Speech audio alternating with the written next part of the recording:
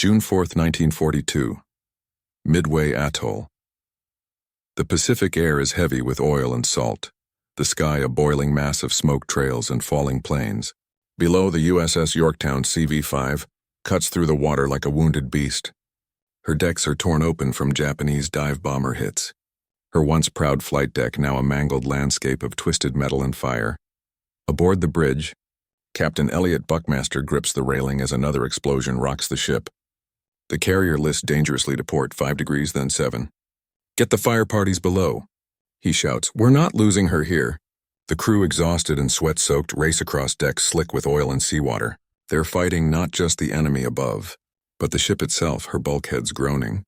Compartments flooding faster than pumps can handle. Moments earlier, Yorktown had launched her final wave, SBD Dauntless dive bombers under Lieutenant Commander Max Leslie, against the Japanese carriers Kaga and Akagi. The attacks had turned the tide of the Battle of Midway. But now the price was coming due.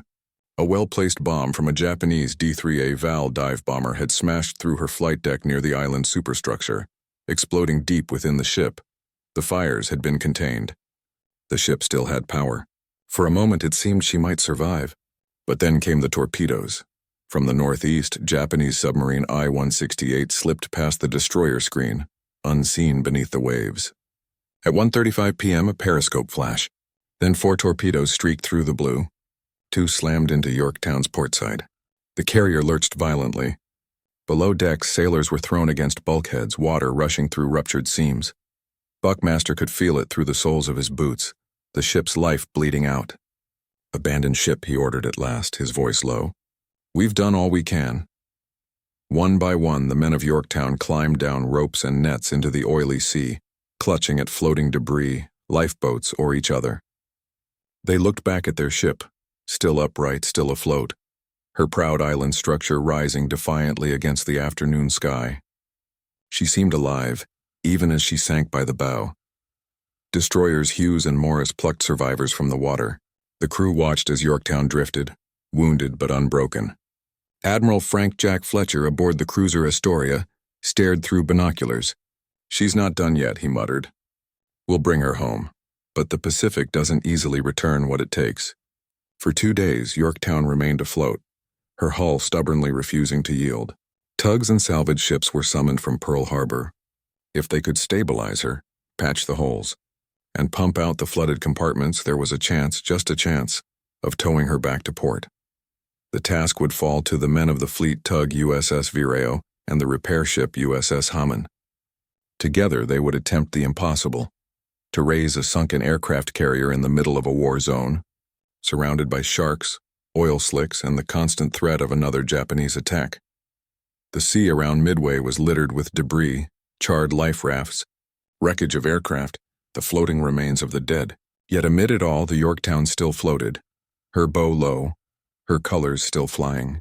She had already been hit 3 times in 2 major battles, Coral Sea and now Midway, and still she refused to sink. The U.S. Navy had never attempted a salvage of this scale, not in wartime, not under fire. But to the sailors who had served aboard her, Yorktown was more than steel and rivets. She was a symbol of resilience, of everything they fought for. And so as the sun dipped below the horizon on June 5, 1942, the sea began to calm. Floodlights flickered to life on the small ships that surrounded the crippled carrier. Lines were prepared, pumps primed, and teams briefed. The operation to save Yorktown and prove that American engineering could defy even the Pacific was about to begin. June 6, 1942. Dawn grows pale over the Midway Basin. The water is flat and unnervingly calm, a deceptive stillness after the chaos of battle. The battered silhouette of USS Yorktown rests on the horizon like a steel ghost. Smoke no longer rises from her decks, and with the wind still, the smell of burned aviation fuel clings to the air. Aboard the fleet tug USS Vireo, Lieutenant Commander Thomas C. Doyle stands on the forward deck, boots planted wide, binoculars fixed on Yorktown. The tug looks absurdly small compared to the carrier, like a terrier chained to a dying mastiff. "We're going to get a line on her," he tells his men. No hesitation. The crew listens, some nodding, some swallowing hard. The ocean is slick with oil. Every surface is stained iridescent black. Nearby, the repair ship USS Hammond approaches. On her deck, Chief Boatswain's Mate Norman Rolston oversees a team of sailors prepping the high-capacity electric pumps. Thick hoses coil around their feet, each heavy and stiff with dried salt. Hammond carries welders, divers, pipe fitters, the specialists of Salvage. From the bridge, Captain Arnold True of Hammond scans Yorktown's wounded flank. "We'll put people aboard as soon as we're alongside," he says. "We get her patched, we get her pumped out, and we bring her home." His voice lacks drama. He might as well be ordering groceries. Yet men nearby exchange glances. Everyone knows how insane this is. A destroyer escort circles in slow arcs, sonar pinging. Japanese submarines are out here. No one on these decks has forgotten I-168's torpedoes. 0800 hours. A small launch leaves Hammond, bumping against swells as it shuttles the first salvage party to the motionless carrier. The men stare up at the massive hull. Paint scorched, plates buckled, rust streaking downward in long, bloody tears. Yorktown lists even deeper now, nearly 25 degrees. The salvage officer in charge, Lieutenant CMDR Clarence E. Christensen, climbs the Jacob's ladder onto the flight deck. His boots scrape across burned steel. The deck plating radiates heat even now, 2 days after the fires were extinguished. The smell of charred wood, molten paint, and burned electrical insulation hangs heavy. Below decks is worse. The salvage party moves through dark, water-filled corridors with flashlights strapped to their helmets. The beams catch floating debris, paper charts, smashed gauges, personal belongings that drift like abandoned memories. Bulkhead doors groan with every movement of the hull. Chief Machinist William Proctor wades through waist-deep black water inside the starboard pump room. He taps on the bulkhead with a wrench. "Still sound," he mutters. "If we can pump it dry, she'll straighten." Christensen notes it on his clipboard. "All right. Report to Hammond. We're ready to begin pumping." 900 hours. Sailors heave thick towing cables across to Vireo. The tug strains against her engines as the tow line tightens, a thin lifeline against the vast Pacific. On Hammond, the pumps roar to life. Water begins to surge through hoses, shooting up and away from the wounded hull in endless black arcs. With every gallon expelled, Yorktown rises, barely perceptible at first. The listing eases by a degree. Then another. Sailors cheer. "Easy, gentlemen," Christensen warns. She's still bleeding. But optimism spreads. For the first time since the torpedoes hit, morale shifts from despair to belief. 1100 hours. The salvage crew takes a break on the flight deck, exhaustion visible on every face. The carrier seems to breathe beneath them, groaning, settling, creaking. Lieutenant Charles Red Phelps sits on an overturned fire extinguisher, helmet off, sweat turning the soot on his forehead to grime. "You ever think we'd be trying to tow an aircraft carrier?" He jokes weakly. "Not in the middle of a war zone," another sailor replies.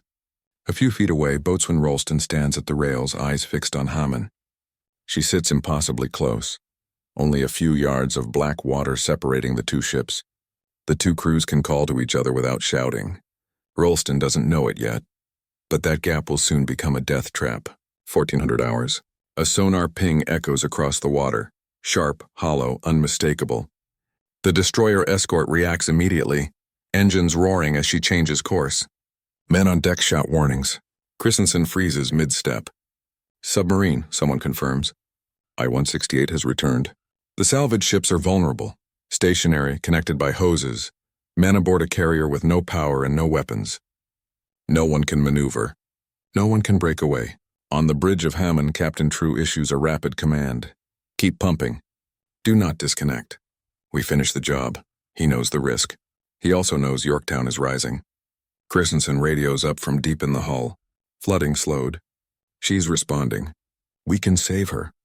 On Hammond, sailors keep welding patches over jagged tears in the carrier's piping. Divers tighten clamps below the waterline. Pumps scream on, rattling deck plates. The water level in Yorktown's lower deck compartments begins to drop visibly. Every man knows they are racing not the sea but a submarine in the dark. 1650 hours. Hammond's signalman looks out from the bridge wing, scanning the water. He wipes sweat from his brow. Something moves. A ripple, a silver slit just beneath the surface. He opens his mouth to shout. But he's already too late. 4 torpedo wakes slice toward them. The submarine has made its move. June 6, 1942, 1651 hours. Midway Basin, Pacific Ocean. 4 white streaks slice through the oily surface, converging toward Yorktown and Hammond like fangs. The wake of each torpedo looks harmless at first, just ripples on dark water, until the watchstander on Hammond screams, "Torpedoes! Port side!" In that instant, the world slows. Christensen is mid-stride across Yorktown's listing hangar deck when the shout reaches him. He snaps toward the open bay. Below, Hammond's crew explodes into motion. Men dropping welding tools, hoses, anything not tied down. The pumps thunder on, oblivious, forcing water out of Yorktown's belly as death races in. On Hammond's bridge, Captain Arnold True reacts without hesitation.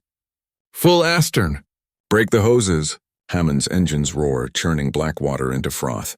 But the ships are too close, only 30 feet apart, hoses and gangways binding them like umbilical cords. Yorktown's salvage crew sprint toward ladders, scrambling for the carrier's edge. Christensen yells, "Cut those lines! Move, move!" Sailors hack desperately at heavy hoses with fire axes, rubber and canvas resisting every swing. The pumps continue feeding seawater out of Yorktown even as death closes in. The first torpedo hits. An explosion ripples through Hammond's frame, a sickening metallic shriek as a torpedo meets the destroyer's stern. A fireball erupts, spraying shards of hull plating across Yorktown's deck. The deck trembles beneath Christensen's boots. Sailors are thrown like ragdolls. Then the second torpedo strikes. The blast rips Hammond nearly in half. Bulkheads crumple. Men disappear into the violent spray. Machinery tears loose. The deck buckles upward. In the span of seconds, water floods in with terrifying force. "Get off her!" Captain True shouts, voice raw. "Abandon ship!" But Hammond is already dying. On Yorktown's flight deck, salvage officer Lieutenant Charles Phelps watches, stunned. Hammond had been a constant presence in the lifeline keeping Yorktown afloat. Now the repair ship is gutted, sinking by the stern so fast that most men don't even have time to jump. Below, Hammond's propellers rear out of the water, spinning uselessly as the ship pitches into a near-vertical angle. Christensen forces himself into action. "Throw lines over the side. Recover survivors." Yorktown's rails become a frantic rescue station. Sailors heave rope ladders, life rings, anything that floats. Men flounder in the water, coated in oil, screaming. Hammond slips beneath the waves. But the nightmare isn't over. A deep, concussive rumble shudders up through Yorktown, a secondary explosion. Hammond's depth charges, stored along the aft bulkhead, begin cooking off as the ship sinks. The sea erupts. Columns of white water shoot skyward like geysers. A shockwave slams into Yorktown's hull, knocking men off their feet. The noise is indescribable, a sound that isn't heard so much as felt, like a hammer blow to the chest. Christensen crashes against a bulkhead, head ringing. A sailor beside him screams, clutching a leg mangled by shrapnel. Below, the water becomes a nightmare of debris, blood, and bobbing bodies. 30 hours. The sun sinks toward the horizon, painting the water red gold. The battle is over, but the horror lingers. Hammond is gone. Dozens of men are lost. The hoses lie severed, useless, draped from Yorktown's limp hull. But somehow, Yorktown still floats. Christensen stands on the listing deck, knuckles white on the railing. His uniform is soaked, face blackened by smoke. The carrier tilts more now, down by the stern where water has rushed into newly ruptured compartments. Captain True is among the survivors pulled from the sea, wrapped in a blanket, blood seeping from a gash in his shoulder. He manages a bitter, exhausted whisper. "She died saving that ship." Christensen doesn't answer. He's staring at the horizon. Vireo, still tethered to Yorktown by a single tow line, floats nearby, one small silhouette against the vast Pacific. Doyle, her commanding officer, stands at the rail, jaw set. "We're not done," Doyle radios to Yorktown. "You can't tow her now," a salvage officer replies. "She's too heavy, too damaged." Vireo's engines rev in defiance, tugging the crippled carrier a few feet forward, a stubborn, almost heartbreaking gesture of loyalty. But the laws of physics don't care about courage. Yorktown's wounds are mortal. Water pours into ruptured compartments faster than pumps, or hope, can push it out. Her list increases another degree. Christensen leans close to the officer beside him. "Secure all hands. We're abandoning salvage operations." The words feel like betrayal. Night descends. Searchlights sweep the water for survivors. The sea is eerily calm, as if ashamed of what it witnessed. Christensen walks the flight deck one last time, past burned-out Wildcats, through scorched metal, over the silent runway where, days earlier, pilots had launched into the battle that changed the war. He pauses at the flag still flying from the jackstaff, smoke-stained, torn, defiant. In silence, he salutes. Then he boards the waiting motor launch. As they pull away, he looks back at Yorktown, alone on the dark water, listing deeper. Stubborn to the very end, she still floats, but for how long? June 7, 1942, Arrow 1:30 hours. The Pacific is black and silent, moonlight reflecting off gentle ripples around the carrier. From a distance, USS Yorktown looks almost serene, a giant resting on still water. But up close, she's fading. Her stern sits dangerously low, the hangar deck nearly brushing the surface. Aboard USS Vireo, Lieutenant Commander Doyle stands on the aft deck, arms folded against the chill. He watches Yorktown with the expression of a man staring at a wounded friend. Vireo's engines idle. She can do nothing more. "We can rig a new tow line," offers a young boatswain beside him, eager, desperate. Doyle shakes his head. "If we try to pull her now, we'll just drag her under sooner." His voice is calm, but his eyes betray defeat. The carrier is dying, and everyone here knows it.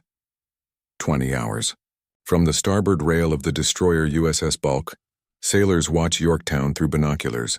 A few feet away, ship surgeon Lieutenant C.H. Oakley finishes bandaging the wounded recovered from Hammond.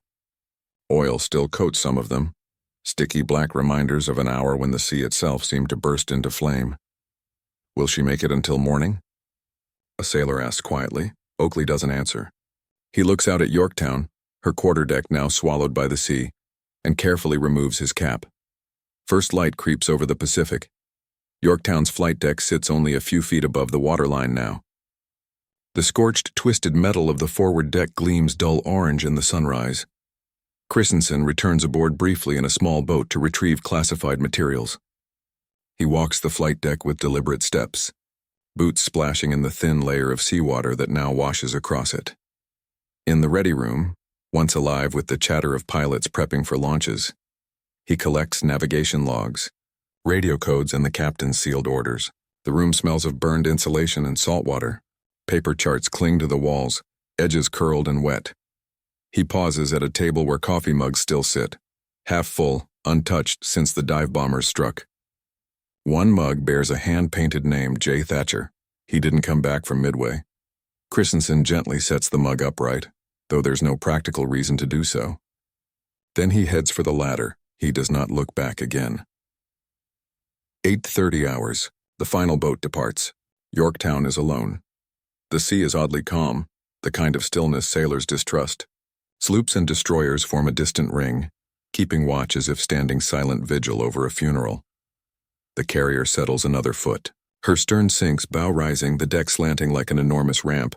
"Skipper, she's going," Doyle whispers aboard Vireo. Slowly, Yorktown rolls. Water pours across the flight deck like a dark river. The great hull groans, steel protesting as gravity, salt water, and time pull her down. Her island mast tilts, antennas dipping toward the water. Aboard nearby Balch, sailors stand at attention along the rails. Someone whispers, "There she goes." In the final seconds, Yorktown seems to hesitate in a last breath. Then the sea claims her. The massive carrier slips beneath the surface with surprising grace, stern first, bow rising skyward before sliding down into the depths. A muffled roar echoes from below as trapped air bursts from hatches and corridors. A patch of bubbles and oil spreads where she once stood. Silence. Yorktown, survivor of the Coral Sea, fighter of Midway, the carrier that refused to die, has finally gone, aboard Vireo. Doyle removes his cap. "Rest well," he murmurs. On nearby destroyers, sailors maintain silence. There is no cheering, no shouted orders, only waves lapping against hulls and the soft hiss of engines idling. They all know what they witnessed. Not just a ship sinking, but the passing of a warrior. Later that day, Admiral Fletcher sends a final message to Washington.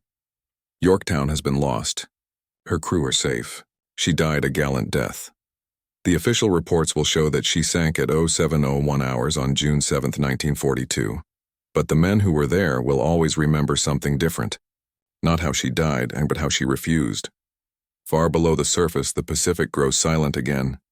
The great hull settles into the darkness, descending toward the abyssal plain 2 miles down. Yorktown's flag, smoke-stained, torn but never lowered, sinks with her.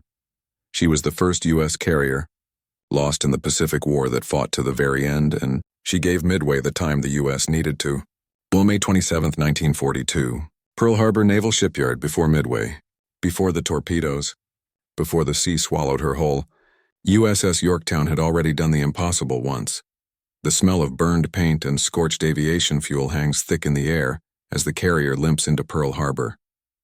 Tugboats strain at her sides, guiding the wounded giant past Battleship Row, past the still sunken remains of Arizona, and the broken hulls of Oklahoma and West Virginia, half raised beside wooden scaffolding. Welder sparks dance along the waterfront like fireflies. Huge cranes swing overhead like metal dinosaurs. Commander Cyril T. Simard, repair superintendent, waits on Pier 6 with a clipboard and a grim expression. His assistant murmurs, "Sir, the damage is worse than expected." Simard sizes up the incoming carrier. Her flight deck torn open by bombs, internal bulkheads buckled, elevators sagging like broken bones. The engine room is still flooded. She lists visibly even under tug assist. Every square foot of Yorktown screams lost cause, and yet, a runner arrives from headquarters, breathless, sealed orders in hand. Simard tears them open. Priority 1, repair Yorktown. Must sail in 72 hours. Destination, classified. Simard rereads the line. 72 hours. The previous estimate was 3 months, but naval intelligence has intercepted Japanese radio traffic. The enemy fleet is preparing to strike Midway. Yorktown is needed immediately. Without her, the U.S. will be outnumbered in carriers 3-1. Simard looks back at the battered ship. "Get every welder, pipe fitter, and electrician in this yard," he orders. "I don't care if they're sleeping. Drag them here." May 28th. 1 hours floodlights blind the night sky. The dry dock doors slam shut as seawater drains away from beneath Yorktown's hull. The massive carrier settles into the cradle, groaning as if protesting what's to come. Within minutes, the shipyard becomes a hive of motion. 200 shipfitters swarm aboard. 600 electricians string temporary power. Welding arcs flash like silent lightning. Rivet guns hammer like machine guns. Steel plates are slid into place, raised by cranes welded over shattered bulkheads. Divers descend into flooded compartments. Vacuum pumps roar to life, hoses snake everywhere. The chief naval architect examines the fractured flight deck. A gaping hole yawns through the landing area. "We can't rebuild it," he says. Simard answers without hesitation. "We don't rebuild it. We just make it landable. Patch it, reinforce it. Let the pilots worry about the rest." May 29th, 1400 hours below deck, the air smells like hot metal and oil. A welder's torch spits sparks into the bilge. Sparks erupt across dark water pooled beneath the deck. A pipe fitter slams a wrench against a seized valve. Pump control restored.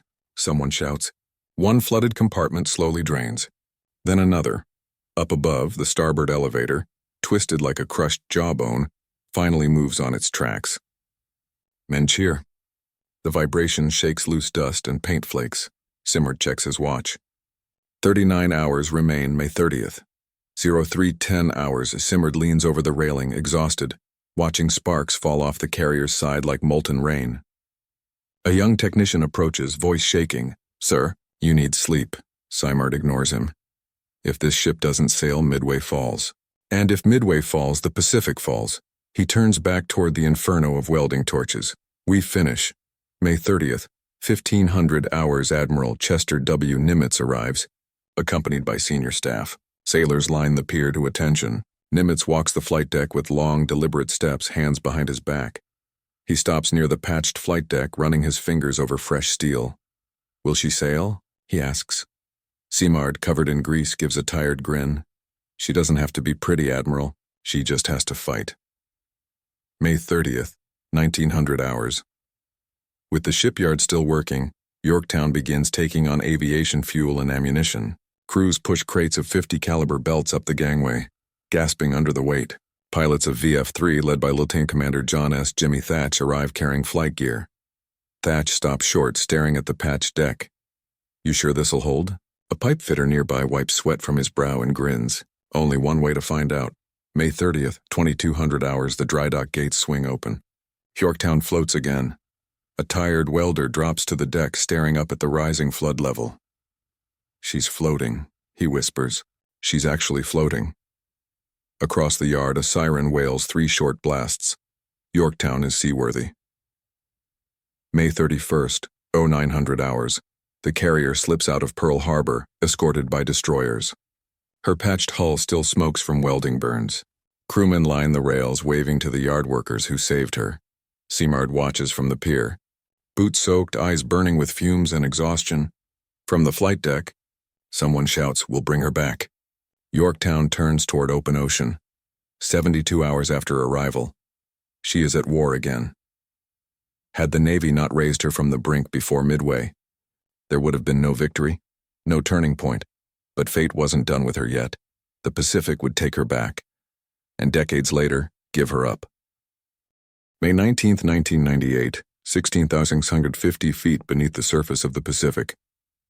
The ocean down here isn't blue, it is black, crushing, eternal, silent. The robotic submersible ROV Deep Drone 8000 descends through the darkness, its floodlights piercing the void like twin suns. Silt swirls in pale halos around the beams. Inside the control room of the research vessel above, oceanographer Dr. Robert Ballard watches monitors with the same intensity he had the night he found Titanic. This time, his mission is different. He's not searching for treasure. He's searching for a ghost, the USS Yorktown. The ROV's camera sweeps over the seafloor, barren and smooth, a desert of gray sediment, rippled by deep currents. The hull of the submarine that made her sink I-168 has never been found. But Yorktown, she left her mark. A faint blip appears on sonar. The room goes quiet. "Hold position," Ballard orders. "Bring the camera down." The ROV angles its lights forward. A wall of metal slowly emerges from the darkness. Not debris, not scattered wreckage. A hull, intact, upright, rising out of the abyss like a steel cathedral. Yorktown sits on the ocean floor just as she sailed. Towering, proud, unconquered. Her island superstructure is still recognizable. The gun mounts are still in place. The elevators are frozen midway, exactly as they were the moment she slipped beneath the waves. Ballard exhales. My God. She's still standing. The ROV creeps closer. The flight deck appears first, collapsed in the middle but unmistakably a carrier runway. Twisted metal beams jut upward like ribs. The patched area welded in Pearl Harbor is still visible. The crude repair scars preserved perfectly by the cold. Then the camera sweeps lower. Torpedo holes gape along the hull, wounds inflicted by I-168. Silt spills from the openings like dark blood. Nothing moves inside. No fish, no plant life. Just stillness. It is a time capsule. A ship suspended in the moment she died. Ballard leans forward, lowering his voice unconsciously. Let's find the bow. The ROV drifts along the starboard side. A shadow crosses the screen. Slowly, letters emerge into the light. White paint still visible beneath layers of marine soot. Yorktown. The room erupts in cheers. Grown men, historians, researchers, former Navy officers wipe tears from their faces, but then the floodlights catch something else, a flag bracket, the very one that held the battle-worn flag during the salvage attempt. The flag that sank with her when she finally rolled into the sea on June 7th, 1942. The bracket is empty now, but the mount remains. Inside the carrier wreck, the ROV maneuvers through a blown-open hangar hatch. It enters a vast chamber where airplanes once roared down the deck into war. Now it is silent. Aircraft wheels rest in the sediment, half buried. The remains of a fighter's landing gear protrude from debris. The camera pans across scorched bulkheads and warped by fire, frozen by pressure. A door hangs off its hinges, and then in the gloom, a pair of silhouetted objects emerge. 2 dauntless SBD dive bombers, wings folded, untouched since the day they were tied down. The aircraft that helped change the course of history. Still tethered, waiting for orders that will never come. Ballard's voice cracks. She's perfect. One of the older Navy veterans watching from the satellite link back home replies softly, "She isn't perfect, Bob. She's exactly how we left her." A moment of reverence. Ballard orders that no artifact be touched, no debris disturbed. Yorktown is now a war grave, final resting place for the men who went down with her. The ROV lights dim.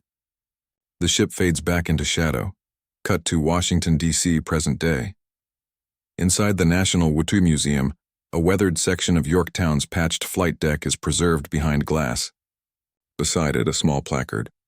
Repaired in 72 hours. Fought at Midway. Found standing. A group of visitors and teenagers on a field trip gather around. The tour guide gestures toward a blown-up image of Yorktown under salvage. Hoses stretched from the repair ships. Why go to such lengths? A girl asks. Why risk lives to save a ship? The guide pauses, choosing his words carefully. Because she wasn't just steel. She was hope. The lights dim and the video wall flickers to life. Black and white footage of Yorktown launching dauntless dive bombers. Men cheer on deck. Engines roar. Then a final shot. Yorktown sinking, proud and upright, disappearing beneath waves. Final narration. Voiceover. They salvaged her once. They nearly salvaged her twice. In the end, Yorktown didn't sink because she failed. She sank because she succeeded. She bought the U.S. Navy the most valuable resource in war, time. And when she finally slipped beneath the sea, she remained what she always was, unbroken. Yorktown sleeps now in the silence of the Pacific, standing tall on the ocean floor. Still on patrol, still ready,